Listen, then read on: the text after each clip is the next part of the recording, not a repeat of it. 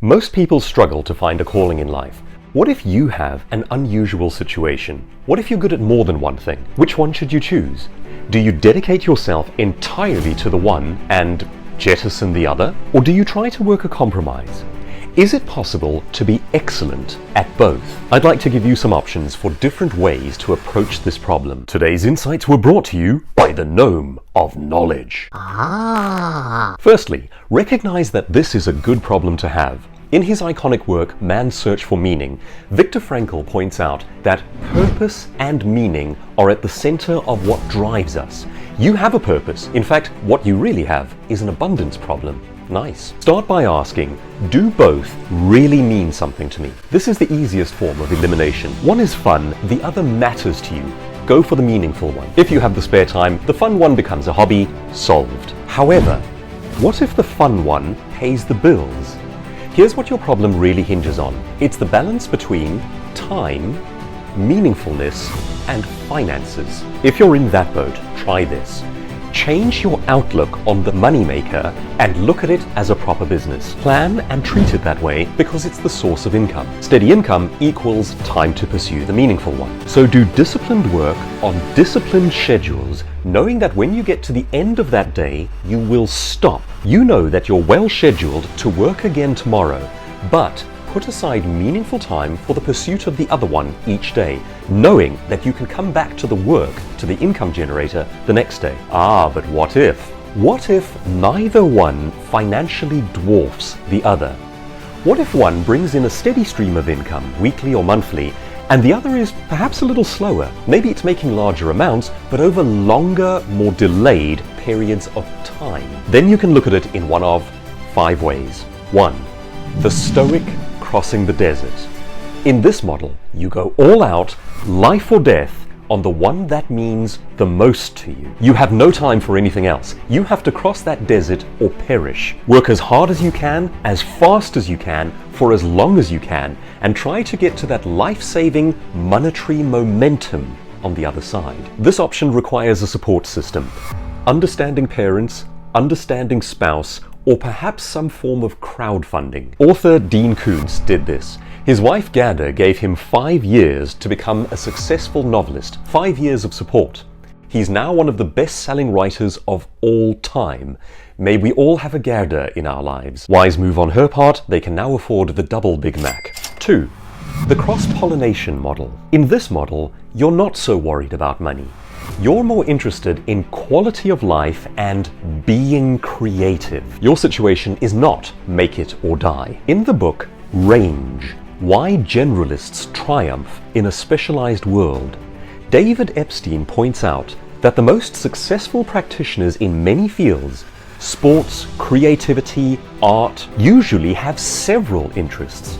It's their broader view of the total landscape that makes them more creative. In the cross-pollination model, you simply wash back and forth between your two worlds as and when you feel like it. You enjoy the flow of creative process. If you can afford to live this way, I'd like you to adopt me. 3. The genius security guard model. Here's the mistake. People like to look and feel outwardly important. But what if you played a different game?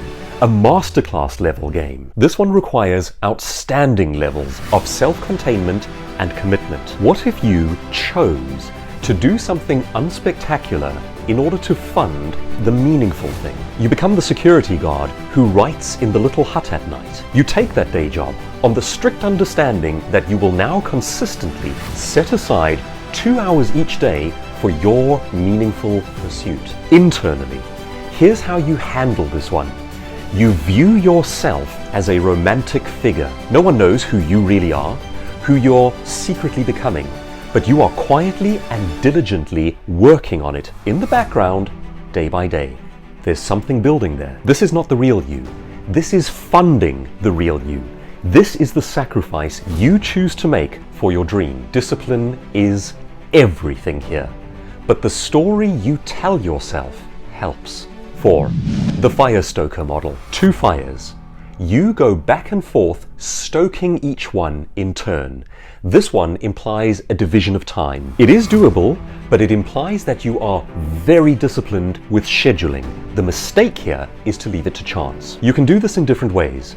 You might set aside 4 days of the week for the more time-consuming one, and then 1 day of the week for the less time-consuming one. That's fine, just don't leave it to chance. Work according to your schedule. Don't do it when you feel like it. In fact, go so far as to track your hours, or it won't happen. You could even give 1 week to the one and 1 week to the other. Or you could go by seasons. 1 season for the big project, a couple of weeks for the other one. Another season for the next big project, a couple of weeks for the other one. If you are a fire stoker, try to work in intelligent ways that spur growth in your absence. Can you set one thing up to grow while you're away working on the other thing? That's one important key to this approach.